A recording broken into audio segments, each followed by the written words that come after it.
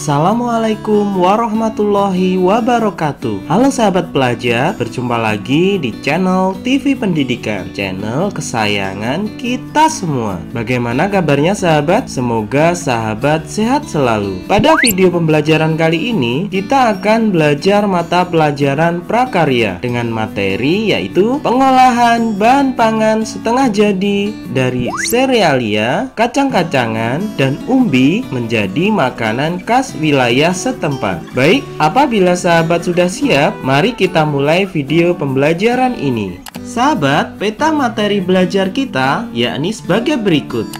Pada kesempatan kali ini, kita akan melanjutkan belajar materi yang ketiga, yaitu teknik pengolahan bahan pangan setengah jadi dari serealia, kacang-kacangan, dan umbi menjadi makanan khas wilayah setempat. Adapun teknik dasar pengolahan bahan pangan atau makanan dibedakan menjadi dua, yaitu teknik pengolahan makanan panas basah atau moist heat dan teknik pengolahan panas kering atau dry heat cooking.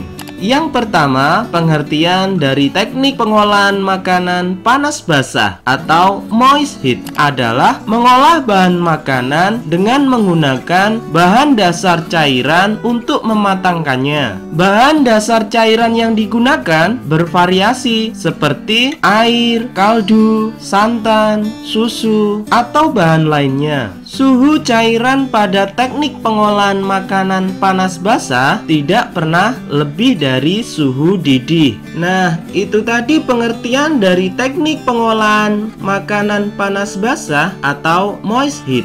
Teknik pengolahan makanan panas basah atau moist heat sendiri meliputi yang pertama, teknik merebus atau boiling. Yang kedua, teknik poaching. Yang ketiga, teknik braising. Yang keempat, teknik stewing. Yang kelima, teknik mengukus atau steaming. Yang keenam, teknik simmering. Yang ketujuh, teknik mengetim.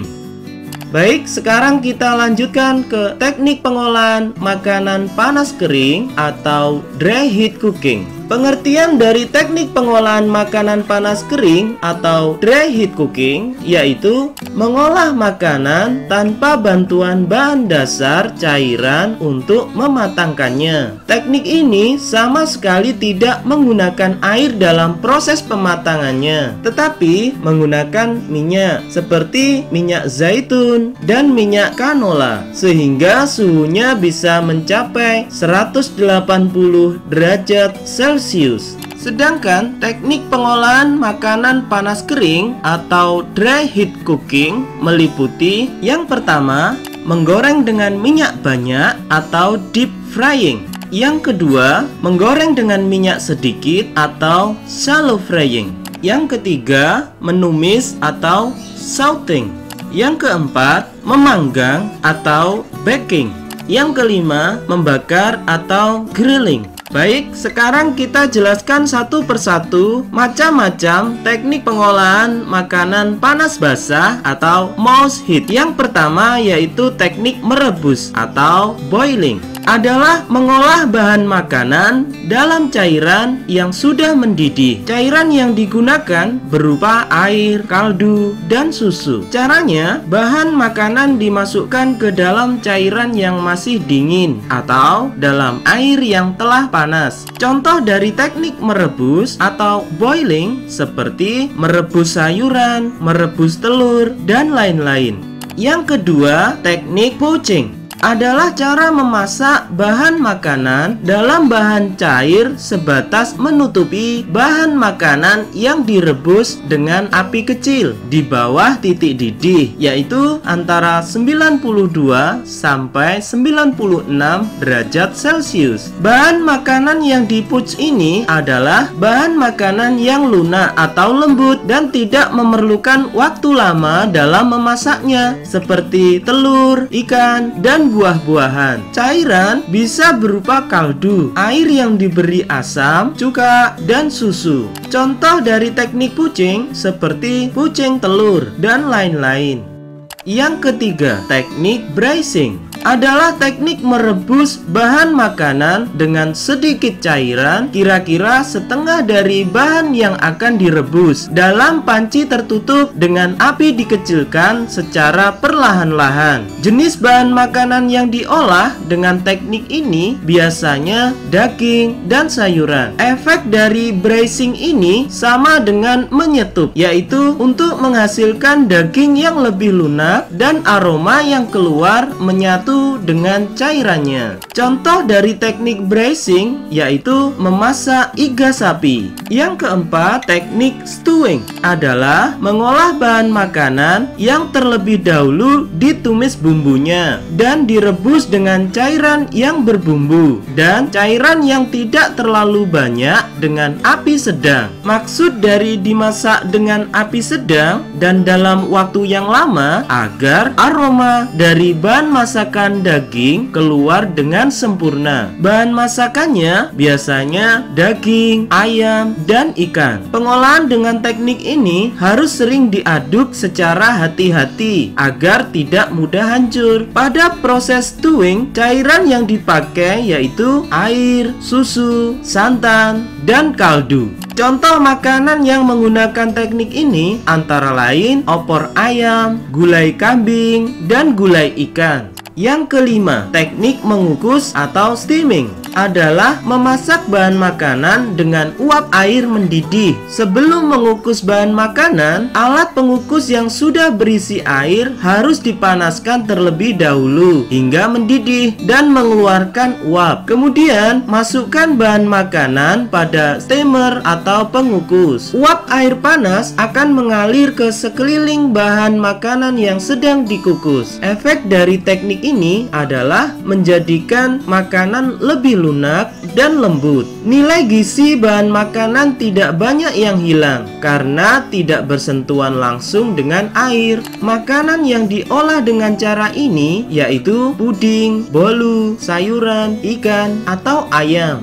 Yang keenam, teknik simmering adalah teknik memasak bahan makanan dengan saus atau bahan cair lainnya yang dididihkan dahulu, baru api dikecilkan di bawah titik didih dan direbus lama, di mana permukaannya muncul gelembung-gelembung kecil. Teknik ini biasanya digunakan untuk membuat kaldu yang mengeluarkan ekstrak dari daging yang direbus. Contoh dari teknik simmering adalah membuat kaldu, semur, soto, rawon, dan lain-lain. Yang ketujuh, teknik mengetim adalah memasak bahan makanan dengan menggunakan dua buah panci yang berbeda ukuran, di mana salah satu panci lebih kecil. Cara ini memang memerlukan waktu yang lama, seperti nasi tim dan coklat. Nah, itu tadi sahabat, macam-macam dari teknik pengolahan makanan panas basah atau moist heat.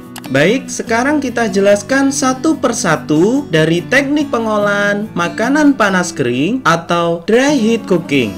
Yang pertama yaitu teknik menggoreng dengan minyak banyak atau deep frying. Adalah memasak bahan makanan dengan menggunakan minyak atau lemak yang banyak hingga bahan makanan benar-benar terendam sehingga memperoleh hasil yang kering atau crispy. Teknik ini dapat digunakan untuk berbagai bahan makanan termasuk daging dan unggas, ikan, sayur-sayuran, dan buah. Bahan makanan yang dalam keadaan beku dapat langsung dimasak dengan metode ini. Contoh dari teknik menggoreng dengan minyak banyak atau deep frying adalah menggoreng tempe, menggoreng donat, menggoreng fried chicken, dan lain-lain. Yang kedua, teknik menggoreng dengan minyak sedikit atau shallow frying adalah mengolah bahan makanan atau proses menggoreng yang dilakukan dengan cepat dalam minyak goreng yang sedikit pada wajan datar. Dalam shallow frying, bahan makanan biasanya hanya satu kali dibalik. Bahan makanan yang diolah pada shallow frying antara lain filet ikan, unggas yang lunak dan dipotong tipis, telur mata sapi, dan telur dadar.